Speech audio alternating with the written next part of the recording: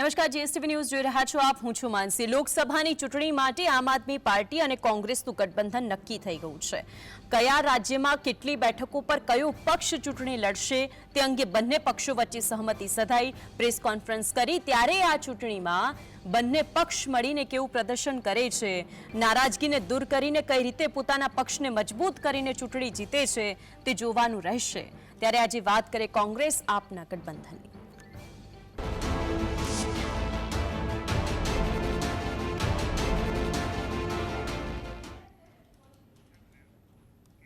ચૂંટણીનો રણટંકાર અને બેઠકોની વહેંચણી, એ બેઠકોની વહેંચણી કયા કયા રાજ્યની અંદર ક્યાં ક્યાં આપના ઉમેદવાર, ક્યાં ક્યાં કોંગ્રેસના ઉમેદવાર અને જે ગઠબંધન થયું તે પછી જે મહત્વના સમાચાર હાલમાં સામે આવ્યા છે તેના ઉપર નજર કરીશું. ક્યાં ક્યાં કઈ કઈ સીટો પર શેરિંગ, ગુજરાતમાં આમ આદમી પાર્ટી અને કોંગ્રેસ વચ્ચે ગઠબંધન જે છે તેની અંદર કઈ સીટો ઉપર આમ આદમી પાર્ટી લડશે. તો ગુજરાતમાં 2 સીટ એવી છે કે જેમાં આમ આદમીના પાર્ટીના ફાળે ગઈ છે, જેમાં ભરૂચ અને ભાવનગર. એ આમ આદમી પાર્ટી બેઠક વહેંચણીમાં ભરૂચ અને ભાવનગર સીટ પર આમ આદમી પાર્ટી અહીંથી ચૂંટણી લડશે તે વાતનો ઉલ્લેખ કરવામાં આવ્યો. જે પ્રેસ કોન્ફરન્સ કરી તેમાં અને કોંગ્રેસ છે કે જે અન્ય 24 બેઠકો ઉપર ચૂંટણી લડશે. 26 બેઠકોમાંથી 24 ઉપર કોંગ્રેસ, 2 બેઠક પર આમ આદમી પાર્ટી. કોંગ્રેસની અંદર અહેમદ પટેલના પુત્ર અને પુત્રીએ ભરૂચ સીટ માંગી હતી. કોંગ્રેસ હાઈકમાન્ડે ભરૂચ સીટ આપને આપી છે, એટલે કે અંદરો અંદર જે વિખવાદ ચાલી રહ્યો છે તે હજુ પણ અહીં ને અહીં જ છે. મુમતાઝ પટેલ અને ફૈઝલ પટેલ કે જેણે ભરૂચની સીટની માંગ કરી હતી કે તેઓ ભરૂચથી લડવા માંગે છે કોંગ્રેસ પાસે. હવે ફૈઝલ અને મુમતાઝના વલણ પર સૌની નજર છે કે તે બંનેનું વલણ અહીં શું આવે છે, કારણ કે આમ આદમી પાર્ટીને આજની પ્રેસ કોન્ફરન્સની અંદર સીટની ફાળવણી કરી દેવામાં આવી છે. ગુજરાતની અંદર આમ આદમી પાર્ટી અને કોંગ્રેસ વચ્ચે જે ગઠબંધન થયું અને તેમાં પણ 26 બેઠકોમાંથી 24 બેઠકો ઉપર કોંગ્રેસ લડશે અને 2 બેઠકો ઉપર આમ આદમી પાર્ટી લડશે તે વાતનો ઉલ્લેખ કરવામાં આવ્યો. સૌથી મોટો મુદ્દો અને જ્યાં પેચ ફસાયાની સ્થિતિ છે તે છે ભરૂચની સીટ ઉપર, કારણ કે હજુ જે સ્થિતિ, જે વલણ અહીં સ્પષ્ટ થવું જોઈએ તે નથી. આમ આદમી પાર્ટી કહે છે કે ચૈતર વસાવા જ અહીં લડવાના છે, કારણ કે અરવિંદ કેજરીવાલ જે તે સમયે આવ્યા હતા ત્યારે કહીને ગયા હતા.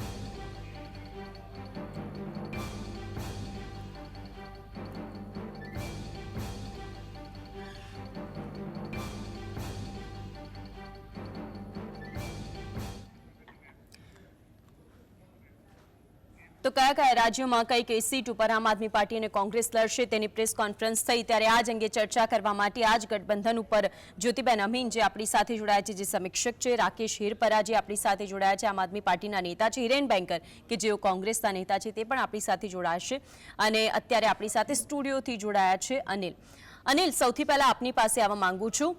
ગુજરાતની અંદર જ્યારે વાત કરી, જ્યારે પ્રેસ કોન્ફરન્સની અંદર એમાં પણ 26 બેઠકોમાંથી 24 બેઠકો ઉપર કોંગ્રેસ કહ્યું અને 2 બેઠક જે આમ આદમી પાર્ટી જે તે સમયે અરવિંદ કેજરીવાલ આવ્યા હતા તે સમયે જ કહ્યું હતું કે ભરૂચની સીટ તો ચૈતર વસાવા અહીંથી જ લડવાના છે.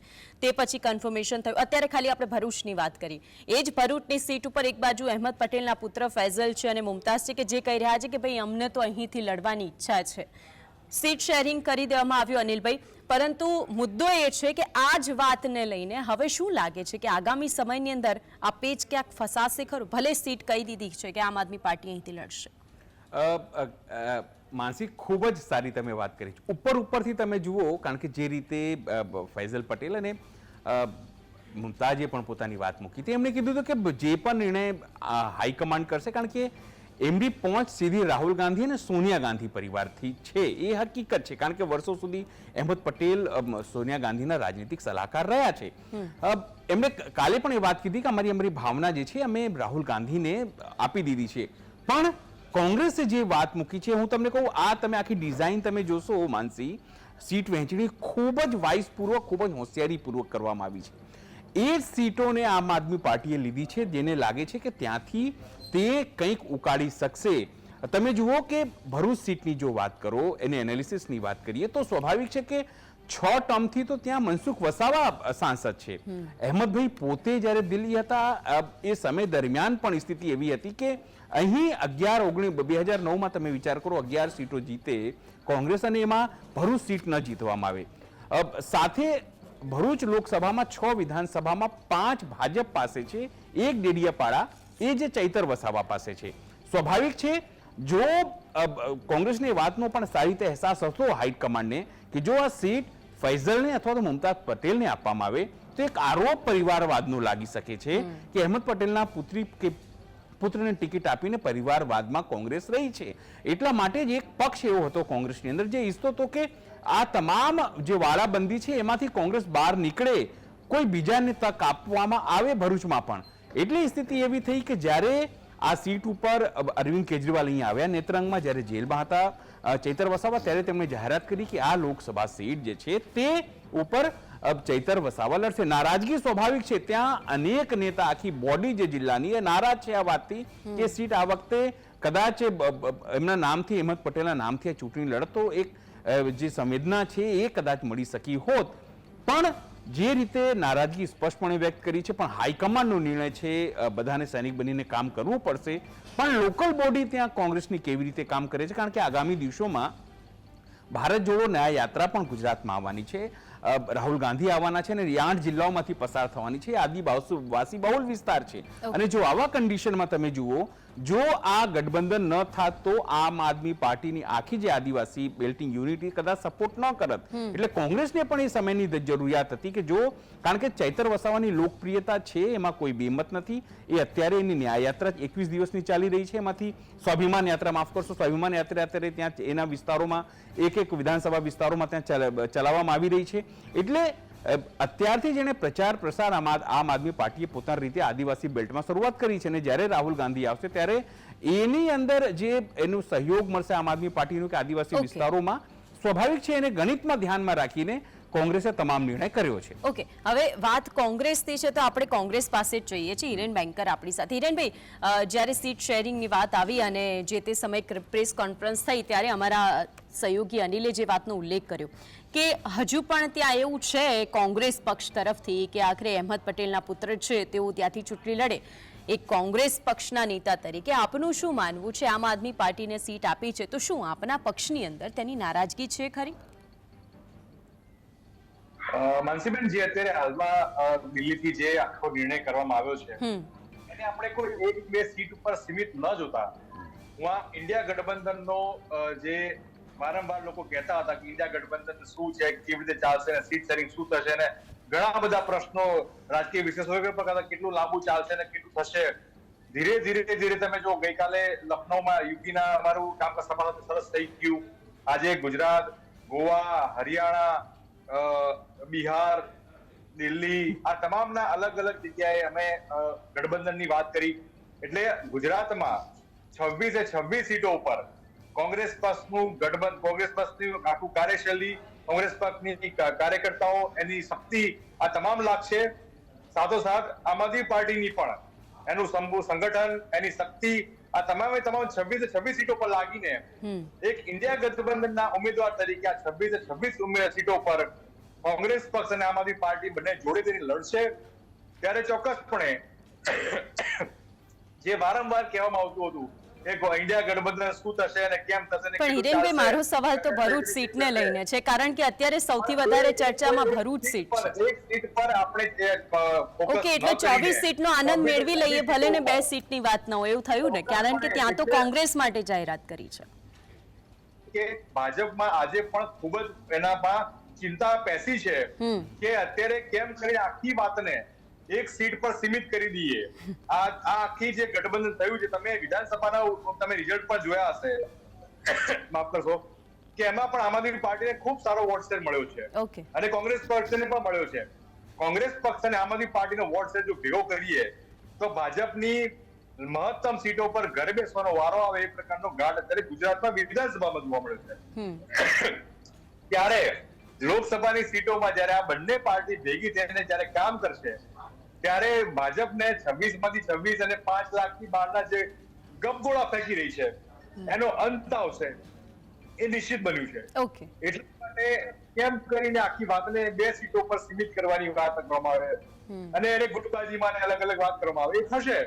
પણ હું ખૂબ આજે ઉત્સાહ અને ખૂબ ઉર્જા સાથે કહી રહ્યો છું કે 26 સીટોનું આજે ઇન્ડિયા ગઠબંધનના 26 ઉમેદવારો આગામી દિવસોમાં લડશે અને ખૂબ સારી બહુમતી સાથે જીતશે.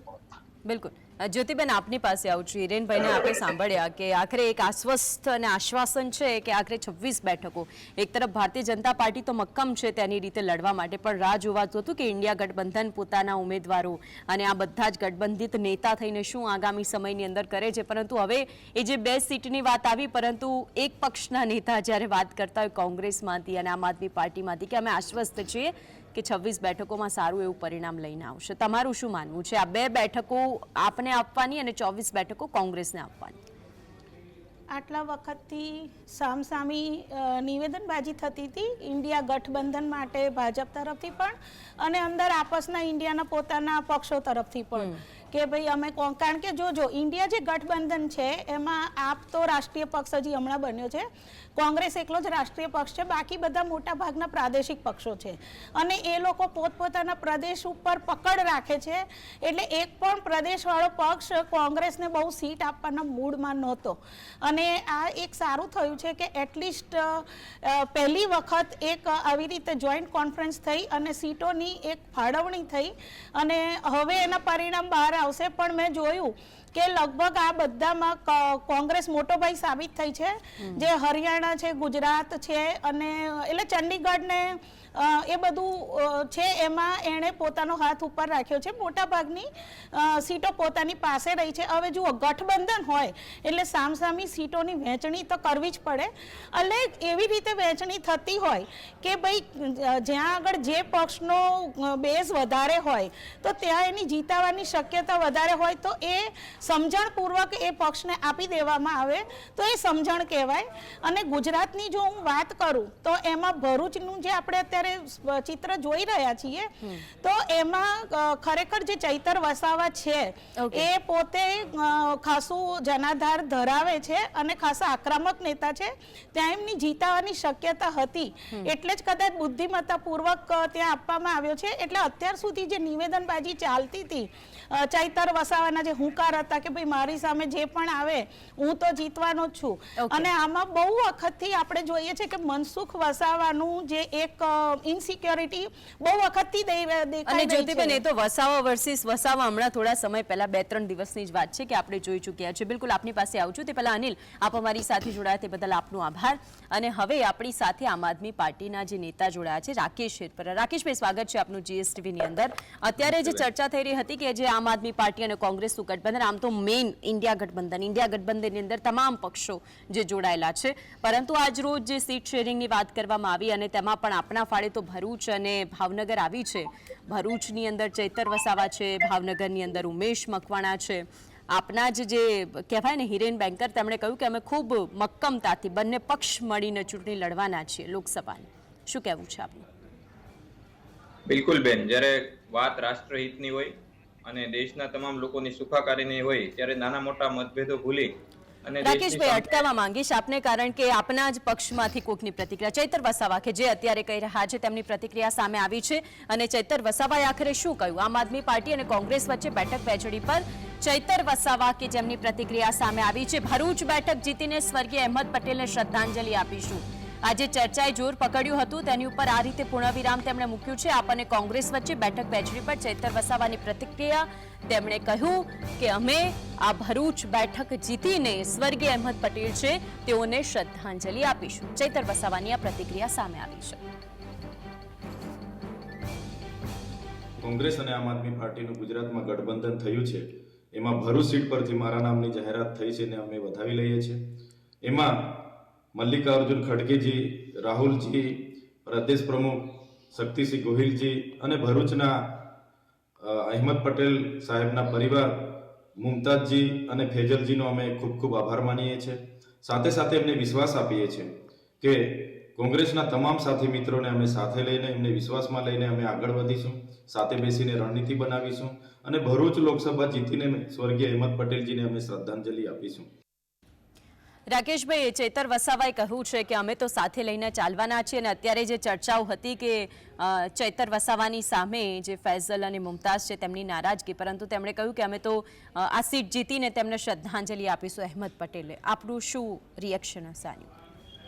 રિએક્શન બિલકુલ બેન, અત્યારે લોકતંત્ર, ભારતનું જે લોકતંત્ર છે એના ઉપર, ભારતના અર્થતંત્ર ઉપર ભારતની પ્રજાની જે સુખાકારી ઉપર છે એના ઉપર સૌથી મોટો જો કોઈ ખતરો હોય તો એનું નામ છે ભારતીય જનતા પાર્ટી, ભાજપ.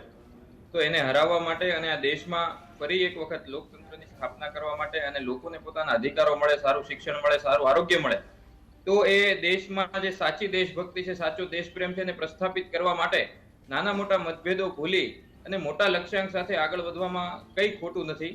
અને એના માટે જતું કરવું પડે બંને પક્ષોએ, તો જતું કરીને પણ દેશ હિતમાં, રાષ્ટ્ર હિતમાં, પ્રજાહિતમાં જે કંઈ પણ કરવું પડે, જે કંઈ પણ જતું કરવું પડે એના માટે આમ આદમી પાર્ટી સદૈવ તત્પર છે. માનનીય શ્રી ચૈતરભાઈ વસાવાએ પણ એ જ રીતની વાત કરી છે, ઈશુદાનભાઈએ પણ એ જ રીતની વાત કરી છે, અને અરવિંદજીથી લઈ અને તમામ નાનામાં નાના કાર્યકર્તા પણ આ જ પ્રકારની વાત કરે છે. કારણ કે સૌના હૈયે લોકતંત્રની રક્ષા અને દેશના નાનામાં નાના માણસને, અંતિમમાં અંતિમ માણસને સુખ સુવિધાઓ, સગવડ કઈ રીતે મળે એનું સપનું છે. તો એને લઈને આગળ વધીશું, એ જ સપના સાથે લોકસભા ઇલેક્શન લડીશું અને જીતીશું પણ. ઓકે હિરેનભાઈ, આ જે વાતો અને ચર્ચા હતી તેની ઉપર ચૈતર વસાવાની એક પ્રતિક્રિયા કે જેમણે પૂર્ણવિરામ મૂકી દીધું કે આખરે અમે જીતીશું, એ પણ હવે અહેમદ પટેલને શ્રદ્ધાંજલિ જ હશે અને આખરે તેના કારણે તેમના જ દીકરા કે દીકરીને કોઈ જ પણ પ્રકારની ચિંતા કરવાની જરૂર નહીં, કારણ કે અમે તો સાથે લઈને આ ચૂંટણી લડવાના જ છે. ચોક્કસપણે કે જે પ્રકારે વાત અમે કરીને ખૂબ સારી રીતે પોઝિટિવ વાત કરીને અમે ચોક્કસપણે જ કહી રહ્યા છીએ કે ઇન્ડિયા ગઠબંધન એ આગામી દિવસોમાં ભારતને તમામ 5 ન્યાય, એ યુવાનોને, ખેડૂતોને, મહિલાઓને, બેરોજગારોને, તમામ લોકોને ન્યાય અપાવવા માટે એ ઇન્ડિયા ગઠબંધન કામે લાગશે.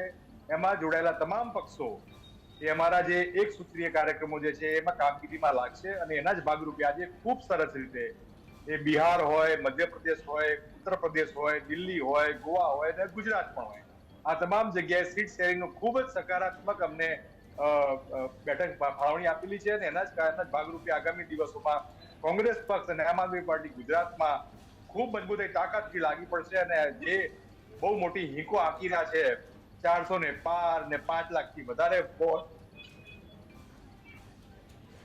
ચટાડવાનું કામ કરશે અને લોકતંત્રને મજબૂત કરવા માટે જનના લોકોને, જન નેતાને એ ચૂંટીને સંસદમાં મોકલવામાં આવશે અને જે લોકો અત્યારે માત્ર આંગળી ઊંચી કરવા માટે જાય છે એની જગ્યાએ લોકોના પ્રશ્નોને વાચા આપે, પ્રાણ પ્રશ્નોને ઉજાગર કરે એવા લોકોને, જનપ્રતિનિધિઓને જન આશીર્વાદ સાથે દિલ્હીમાં મોકલવાનું કામ ઇન્ડિયા ગઠબંધન સાથે કરીને કરશે અને એનું જ આજે સફળ આજે કામગીરી થઈ છે અને હું બધાને જે પ્રકારે બેઠક ફાળવણી થઈ છે એને આવકારું છું અને એને આગામી દિવસોમાં કોંગ્રેસ પક્ષ ખૂબ મજબૂતાઈથી લડશે.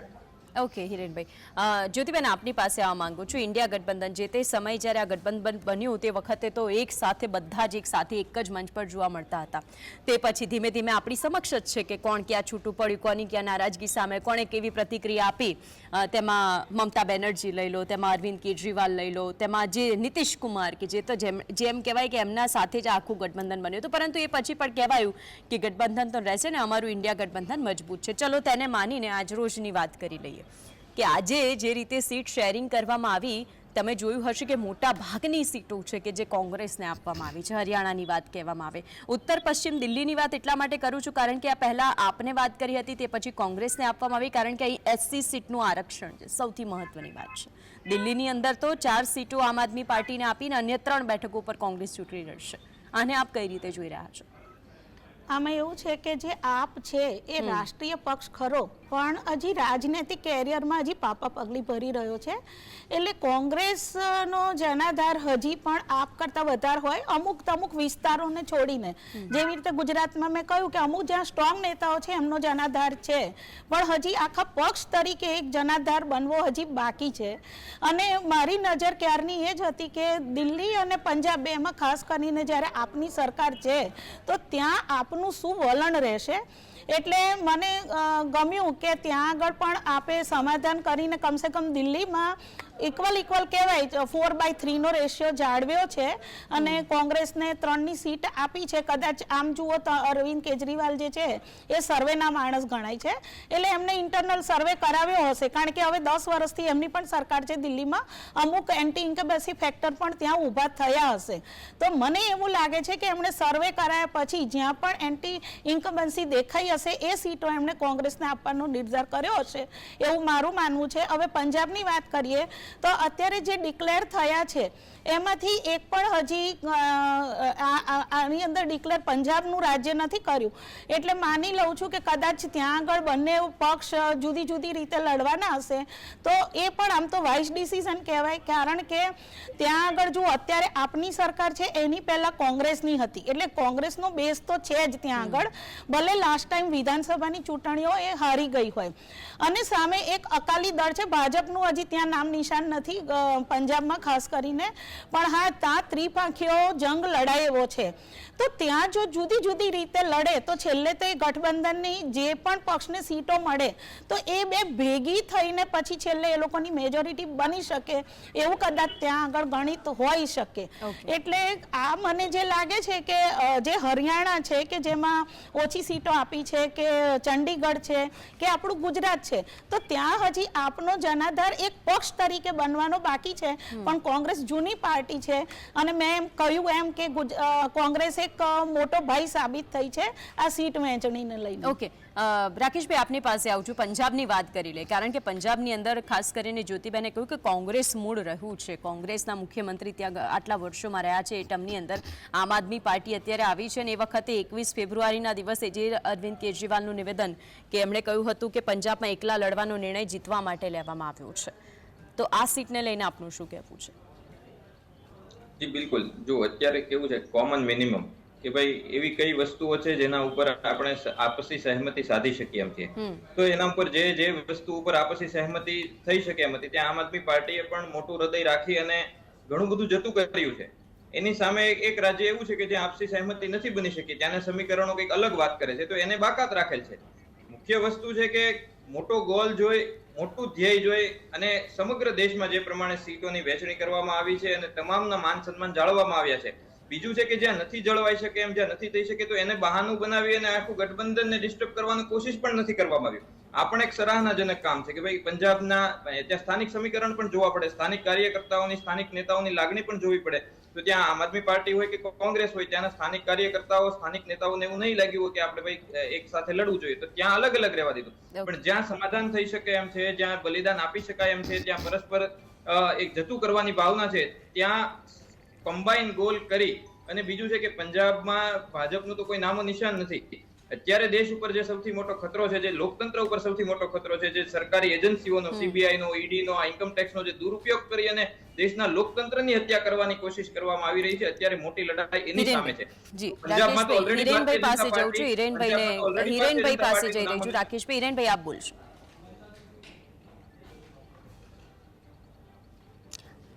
માફ કરશો, આપનો અવાજ નથી આવી રહ્યો હિરેનભાઈ. હા, એટલે એન્ટી ઇન્કમ્બન્સીની વાત જે જ્યોતિબેન કરી રહ્યા હતા, એન્ટી ઇન્કમ્બન્સી ભાજપની છે અને ભાજપની ઇન્કમ્બન્સી ઠાલવવા માટે આ ઇન્ડિયા ગઠબંધન આગળ આવ્યું છે. અને બીજી એક વાત મારે લોકોને જણાવવા માંગુ છું કે જેમ પેનલ પરથી ભાજપના પ્રવક્તા આજે ગાયબ થઈ ગયા છે, એમને ખબર પડી ગઈ છે કે આપણી પાસે બોલવા જેવું હવે કશું બચ્યું નથી, એટલા માટે આખો દિવસ કોઈ પણ ડિબેટમાં ભાજપનો પ્રવક્તા આજે જોવા નહીં મળે. એ જ રીતે આગામી દિવસોમાં ગુજરાતમાંથી ને દેશમાંથી ઇન્ડિયા ગઠબંધન જીતશે અને ખૂબ સારી બહુમતી સાથે સરકાર બનાવશે. એને આજનો આ સંકેત દર્શાવે છે કે જેમ આજે ઇન્ડિયા ગઠબંધનના એક સીટ શેરિંગ ડિક્લેર થવાની સાથે ભાજપના પ્રવક્તાઓ પણ પેનલમાંથી ગાયબ થઈ ગયા છે. આજે કોઈ ક્યાંય જોવા નહીં મળે. હિરેનભાઈ, આશા પ્રબળ છે અને હવે તો આગામી સમયની અંદર ખ્યાલ આવશે જ્યારે ઇલેક્શન આવશે, ચૂંટણી લડાશે, ચૂંટણીની અંદર આપના ઉમેદવારો ઉભા હશે, ઉમેદવારોને આખરે મતદારો મત આપશે અને આખરે કોણ જીતે છે તે પછી આ બધું જ આપણી સામે વાસ્તવિકતા. બિલકુલ, આપ ત્રણેય અમારી સાથે જો રાકેશભાઈ, હિરેનભાઈ અને જ્યોતિબેન, ત્રણેયનો આભાર જીએસટીવી સાથે જોડાવા બદલ. તો આખરે જે મહાગઠબંધનની વાત હતી અને આપ અને કોંગ્રેસ વચ્ચે જે સીટ શેરિંગની વાત છે જેને લઈને પ્રેસ કોન્ફરન્સ થઈ, આગામી સમયની અંદર જોવાનું છે કે જે બેઠકો આમ આદમી પાર્ટીના ફાળે આપી છે, જે બેઠકો જે કોંગ્રેસના ફાળે આપી છે, આ સીટો ઉપર જે ઉમેદવારો છે તે ઉમેદવારો કાયમ રહે, તેમાં પણ કોઈના મનમુટાવ ન થાય અને લોકસભા ચૂંટણી સુધી તો બધું સમૂહ સૂત્રું રહે. આ સાથે ન્યૂઝ બુલેટિનમાં હાલ બસ આટલું જ. નમસ્કાર.